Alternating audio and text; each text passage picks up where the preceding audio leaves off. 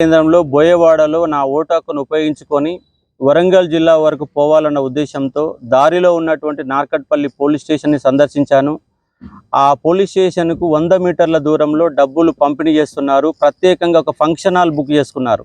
డోకూరి అనే function hall book చేసుకొని అక్కడ కార్యకర్తలు మనిషికి 2000 రూపాయలు పంచుతూ ఉన్నారు. డబ్బులు పంచుతున్న సమాచారాన్ని నేను తెలుసుకొని అక్కడ పోతే మీడియా రిపోర్టర్ కూడా వచ్చారు. ఆ మీడియా రిపోర్టర్ పైన అంగిబట్టి చింపారు, నా పైన దాడి చేశారు, నా ఫోన్ మొత్తం పగలగొట్టారు, మరొక ఫోన్ కూడా లాక్కోడరు, చైర్లు లేపి కొట్టారు, పిడిగుద్దులు గుద్దారు, బ్యాక్ నుంచి కొట్టారు, తల మీద కొట్టారు.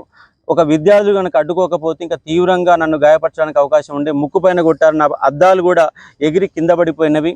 తీవ్రంగా నా పైన దాడి జరిగింది.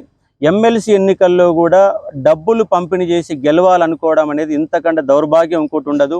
ప్రతి పోలీస్ స్టేషన్కు 100 మీటర్ల దూరంలో డబ్బుల పంపిణీ జరుగుతున్నా కూడా